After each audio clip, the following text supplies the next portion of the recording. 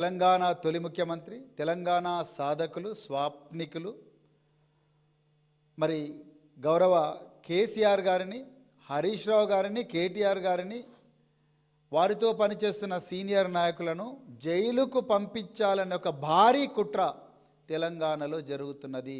దాని మీదనే ఈరోజు మేము ప్రెస్ కాన్ఫరెన్స్ పెట్టినాం.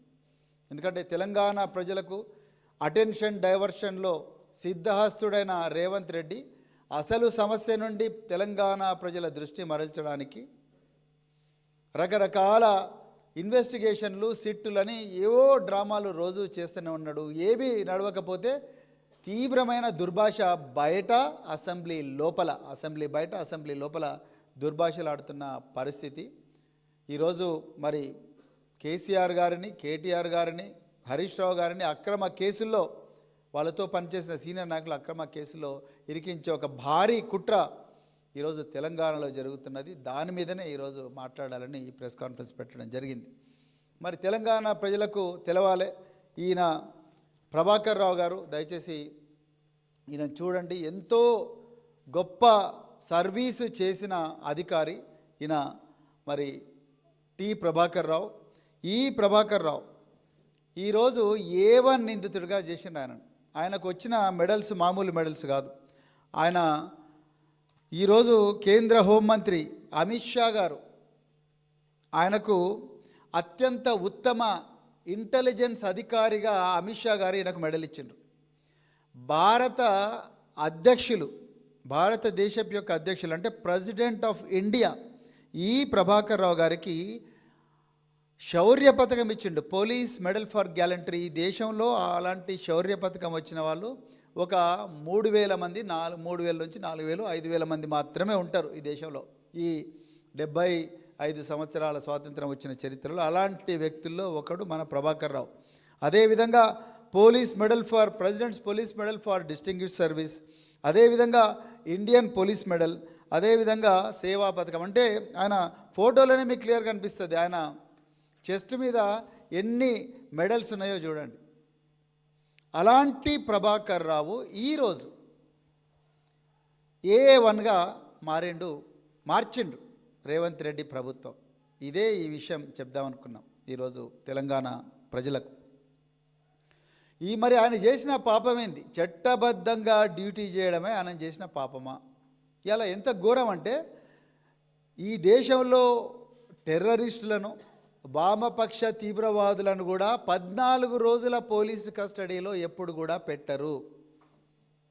కానీ ఈ ప్రభాకర్ రావును, డాక్టర్ ప్రభాకర్ రావును 14 రోజుల పోలీస్ కస్టడీలో పెట్టడి, చిత్రహింసలు పెట్టడమే కాకుండా 200 గంటలు మళ్ళీ బయట కూడా ఆయనను విచారించిండ్రు.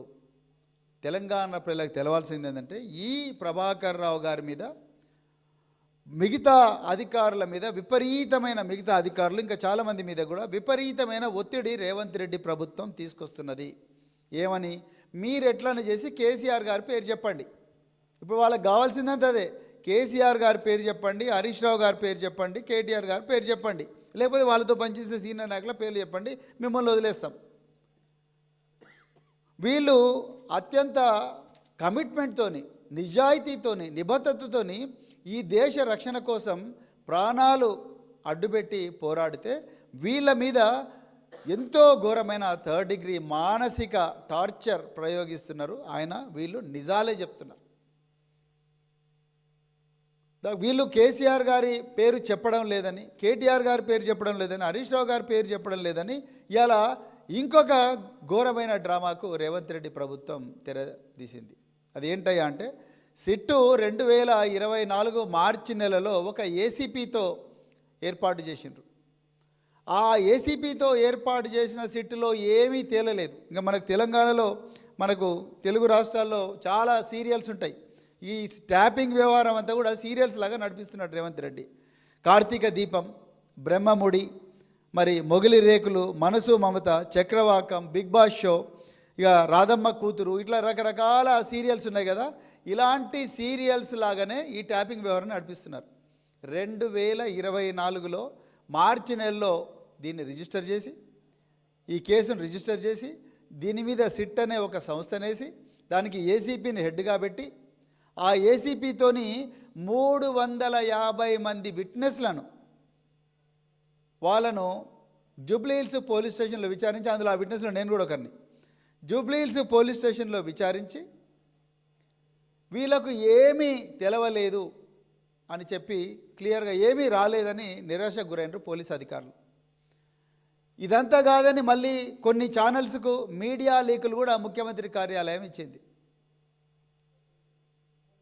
ప్రతిరోజు కూడా ముఖ్యమంత్రి కార్యాలయం మీడియా లీకులు ఇస్తూ ఉన్నది.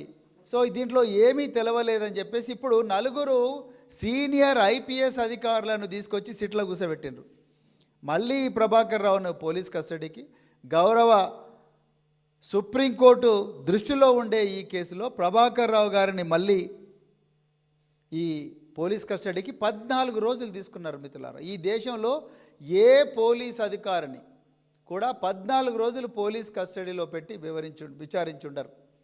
అది కూడా is not an ordinary police officer, is highly decorated police officer who has sacrificed all his career for the security of this nation. ఈ దేశ భద్రత కోసం తన విలువైన సర్వీస్ని అంతా కూడా మరి ఇంటెలిజెన్స్ డిపార్ట్మెంట్లోనే పెట్టిన ఈ ప్రభాకర్ రావును 14 రోజులు పోలీస్ కస్టడీలో పెట్టిండ్రు. ఈ దేశంలో ఎక్కడ కూడా ఇలాగ జరిగి ఉండదు. ఈయన మీద రెడ్ కార్నర్ నోటీస్ ఇచ్చిండ్రు, ఈయన పాస్పోర్ట్ రివోక్ చేసిండ్రు. నిజానికి ఈయన చేసిన నేరమైంది నిజాయితీగా నిబద్ధతతో పనిచేయడం. నేను మొదటి నుంచి కూడా చెప్తున్నా, ఈ ట్యాపింగ్ వ్యవహారాన్ని భూతద్దంలో పెట్టి రేవంత్ రెడ్డి గారు చూపించే ప్రయత్నం చేస్తున్నారు. ఇలా నేను ఓపెన్ చెప్తున్నా, స్వాతంత్రం రాదు కదా, చరిత్ర, ఈ మానవ జాతి చరిత్ర మొదలైనప్పటి నుంచి ఈ ట్యాపింగ్ వ్యవహారం ఉన్నది. టెక్నాలజీ లేకపోయి ఉండొచ్చు, కానీ వేగుల వ్యవస్థ ఎప్పటి నుంచో ఉంది. మహాభారతంలో ఉన్నది, రామాయణంలో ఉన్నది, పురాణాల్లో ఉన్నది, ప్రతి చోట కూడా వేగుల వ్యవస్థ ఉన్నది. ఇప్పుడు రాజుల కాలంలో కూడా వేగుల వ్యవస్థ ఉన్నది.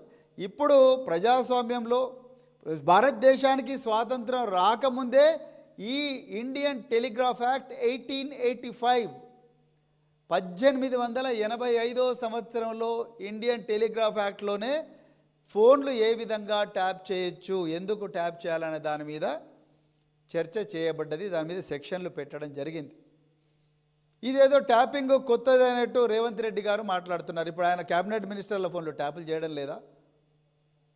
సౌత్ ఫస్ట్ అనే పత్రిక చాలా క్లియర్గా ఆయన 2 క్యాబినెట్ మినిస్టర్ల ఫోన్లు వేరే ఎక్స్చేంజ్ ద్వారా చేస్తున్నారు. ఆ 2 మినిస్టర్లను తీసుకొచ్చి ముఖ్యమంత్రి ఆ ట్రాన్స్క్రిప్ట్స్తోని కౌన్సిలింగ్ చేసిందన్న విషయం కూడా తెలంగాణ ప్రజల దృష్టికి మేము తీసుకొచ్చినాం. ఇప్పుడు ఈ ట్యాపింగ్ ఏదో నేరమైనట్టు, ప్రభాకర్ రావు ఏదో ఇంటర్నేషనల్ క్రిమినల్ అయినట్టు, ఆయన ఘోరమైన రాజద్రోహం చేసినట్టు, దేశద్రోహం చేసినట్టు చిత్రీకరించే ప్రయత్నాలు చేస్తున్నారు. ఇదే గౌరవ ముఖ్యమంత్రి రేవంత్ రెడ్డి గారు ఆయన లీడర్ ఫర్ అపోజిషన్ ఉన్నప్పుడు ఆయన ఇదే ప్రభాకర్ రావు గారి మీద చాలా ఘోరంగా